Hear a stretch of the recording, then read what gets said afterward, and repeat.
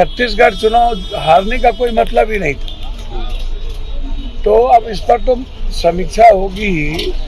मेरा सवाल बहुत क्लियर है कि अहंकार को हम सबको छोड़ना होगा, ओवर कॉन्फिडेंट नहीं होना पड़ेगा।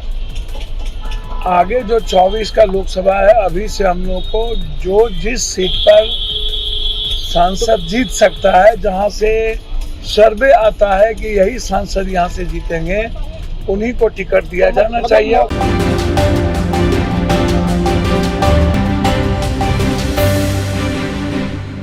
मध्य प्रदेश को छोड़ के देखिए, कांग्रेस के लोकल नेतृत्व जिन्होंने अहंकार में इस चुनाव को हारा। एक तो भूपेश बघेल जी कॉन्फिडेंस बहुत हो गए, और दूसरी तरफ मध्य प्रदेश में अहंकार बहुत हो गया। तो आगे भी बना लीजिएगा। जहाँ पर कांग्रेस पूर्णतः कांग्रेस नेतृत्व में चुनाव लड़ा नीचे से स्तर तक, वहाँ पर चुनाव जीत गए। राजस्थान में यदि पहले से नहीं होता, मुख्यमंत्री की घोषणा हो गई होती, या पहले से गहलोत साहब और उनके बीच झगड़ा नहीं होता पायलट जी के बीच, तो आपको ये देख लीजिए कितने नजदीक की बात होगी। छत्तीसगढ़ चुनाव हारने का कोई मतलब ही नहीं था। तो अब इस पर तो समीक्षा होगी ही। मेरा सवाल बहुत क्लियर है कि अहंकार को हम सबको छोड़ना होगा, ओवर कॉन्फिडेंट नहीं होना पड़ेगा।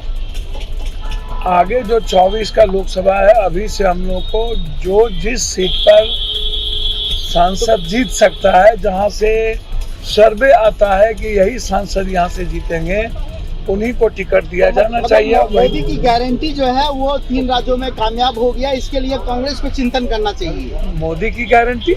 हाँ, मोदी की क्या गारंटी? मोदी जी ने कोई गारंटी नहीं दिया। मोदी तो चुनाव ही नहीं प्रचार करने गए।